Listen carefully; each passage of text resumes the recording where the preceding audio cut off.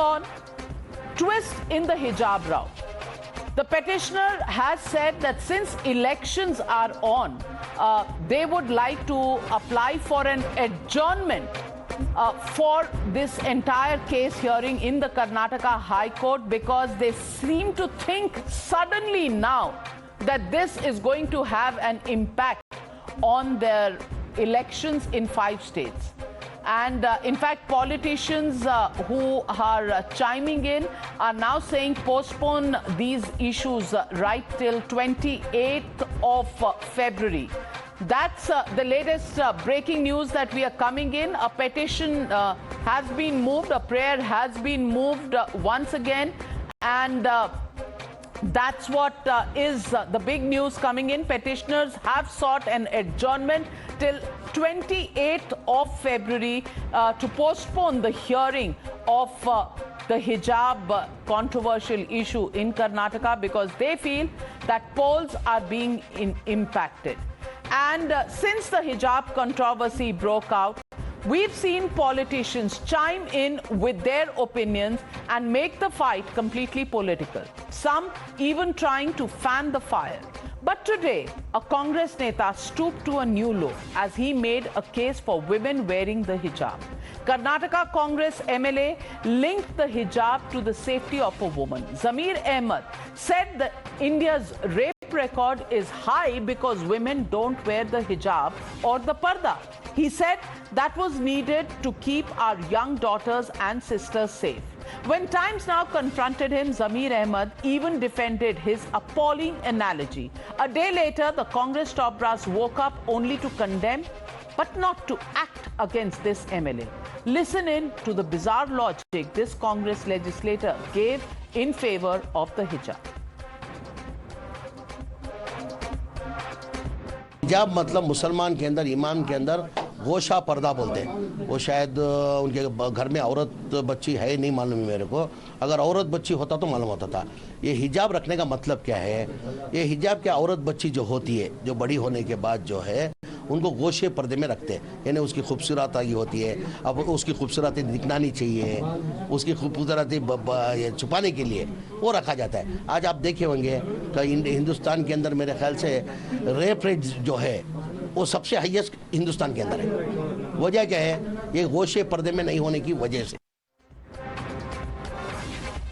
Well, Gaurav Bhatia, national spokesperson of the BJP, is still with us. Advocate Kapil Madan, Congress supporter, Vivek Srivastava, political analyst, also joined the debate. But my first question goes to Dr Zeenat Shaukat Ali, Islamic scholar. And Dr Zeenat Shaukat Ali, I want to ask you, what kind of a statement is this? And that too coming from a national party like the Congress, where the MLA says hijab na pehno to aapka rape ho jayega, and that's why rape incidents in India are so high. Is this once again another move to completely shackle women? Is that the mindset? I think this is a very laughable statement and, quite unworthy of somebody who's holding an important, responsible political office. I would like to ask him that there have been girls who are 3 years old, 5 years old who have been raped, and there are women who are 80 years old and 90 years old raped. So what has that got to do with the hijab? So you see, these kind of ridiculous arguments that come forth, are appalling. They don't sound sensible. So I think, in one sentence, I would just dismiss a statement like that. And if I was any part of the Congress party, I would distance myself or ask this gentleman to leave. What kind of a statement has he given? Advocate Kapil Madan, condemn the statement but no action. Why no action? Because politics is more important than making sensible statements that are well thought out? So Navika ji, first of all, I think you very rightly asked that there is a condemnation. However, there is no action apparently that has happened. I just want to. What do you mean by apparently? No, what do you mean by apparently that has not happened? It has not happened. There is nothing apparent about it. No problem. But I am taking your word as true because you are saying I am believing whatever you are saying and I am just reiterating. I am not disputing. No, I am not disputing. I am believing what you are saying. So now what has happened here in the same state, Karnataka, there is another BJP MLA called MP Renukacharya, who made a similar statement. Who made a statement that, in fact, the women, if they are, wearing fancy dresses, those things excite women. In fact, in the same fashion, he has made a same statement. Do we see a condemnation? Have you heard any BJP leader, any senior leader of the BJP condemning that kind of a statement? No. Again, this is also apparent that they have not condemned that statement. Also, I would also like to tell your viewers similar incidents where top BJP leaderships have made these kind of statements. And I will start with Mr. Khattar, the CM of Haryana. You know what kind of statement he made? He made that the freedom does not mean that the woman should go out naked. He made this kind of a statement. It is there in public domain. And I can send you the reports which have quoted. So the have you seen a condemnation? So the is there a condemnation? I am saying don't act. So the moral high ground against Congress party now is wanting to imitate the BJP, who they think have shredded people's conscience to bits. Very good. To justify the old wrongs made by the Congress party. Now you are quoting that the BJP does it, so hum bhi karte hain. To kya problem hai? Well, Gaurav Bhatia respond to him. In fact, Gaurav Bhatia respond to him. No, I have argued, all I have submitted before you is that nobody has sided, and in fact, the leadership has shied and condemned. You don't even see that kind of response coming from Gaurav BJP. Bhatia respond. BJP doesn't condemn. उन्होंने condemn कर दिया. Matter closed. See, my young friend is a lawyer too, and I think to make an argument that two wrongs will make a right, or we are drawing inspiration from some leader of the BJP who's made a wrong statement, will never make them right. The real point today is, as Shaukat ji said, that is it acceptable when a MLA who's a public servant, who is sworn under the constitution, is himself degrading the dignity of a woman when they're objectifying women?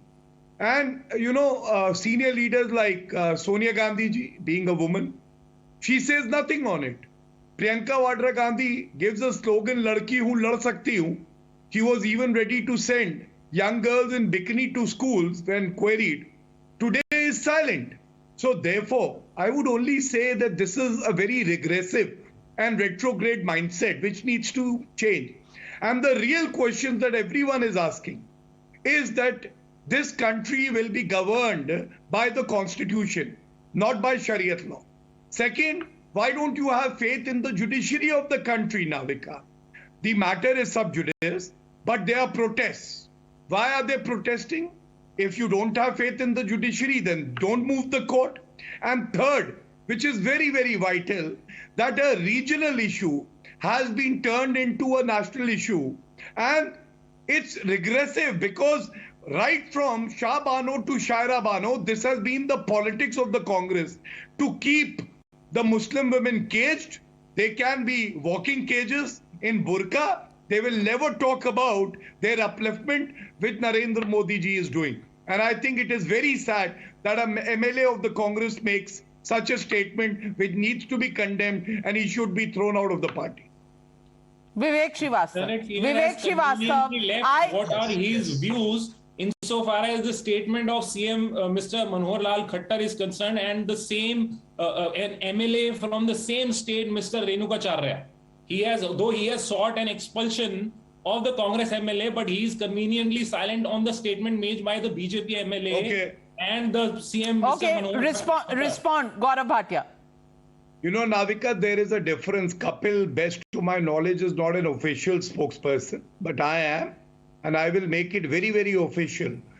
Any objectionable statement, he is naming a BJP leader, I will say that nothing can lower the dignity of a woman. It needs to be preserved, and it is unacceptable. Can I say it more unequivocally? But that does not justify the wrongdoings of the Congress leaders. Vivek Srivastava. Everything Mr. Bhatia says. Now the fact is, Kapil Madan, hold your thoughts. Kapil Madan, hold your thoughts. Vivek Srivastava is trying to get a word in sideways. Allow him. Yes, Vivek. Just hold on. Yes. The very fact that Smriti Irani joined the BJP and entered the politics was because she was the heroine of the Saat Bahu serials. And the others. No, objectionable. What are you saying? I take strong objection. What are you saying, Vivek Srivastava? Why are you naming people and what are you saying about them? Do you have any judgment of the words that you actually put up? Please apologize. I mean, obnoxious words.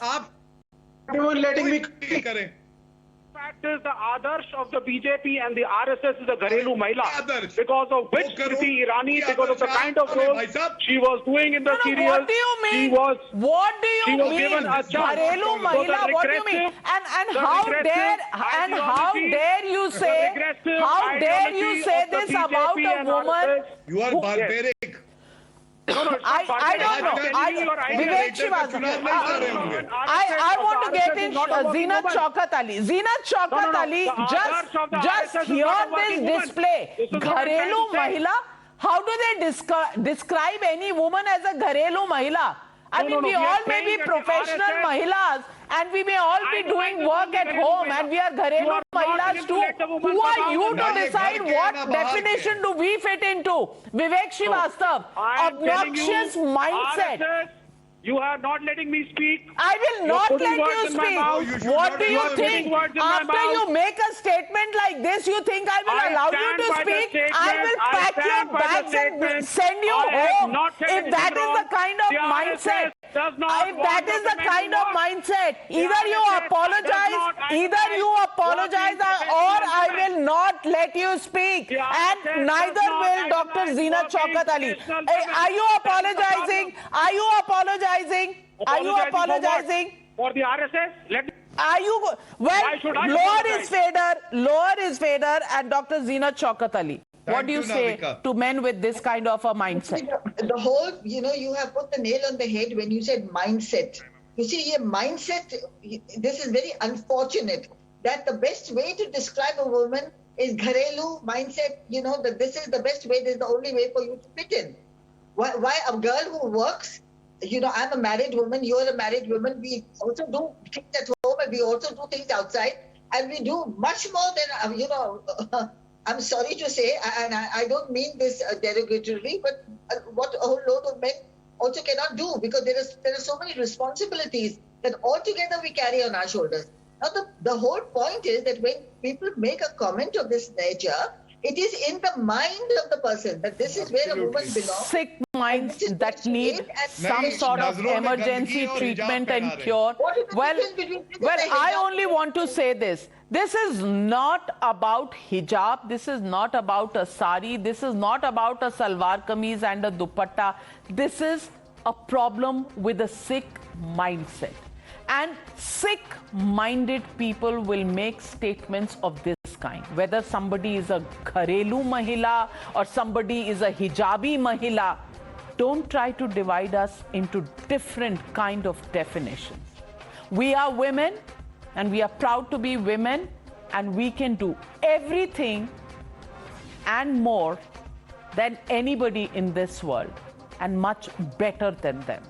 And therefore, we are in no need of any code of dress, any code of thought, or any code of speech that can be dictated to us by anybody in this world. Thank you very much. We are women, we make a difference, and we know how to make a difference. And whether you're sick in the mind or whether you actually have a mind at all, remember, we know how to go about our work, our lives, sometimes even making lives of many men better and more meaningful than it is. Well, on that note, all the obnoxious statements, men can just take it, lump it, we don't care. Because we are the better gender, more sensitive. I'm not saying this for all men, but certainly some of those who have some sickness in their minds. Thank you very much, ladies and gentlemen, for joining me on the NewsHour. Good night. See you tomorrow, same time, same place, and the same show, the NewsHour at 9.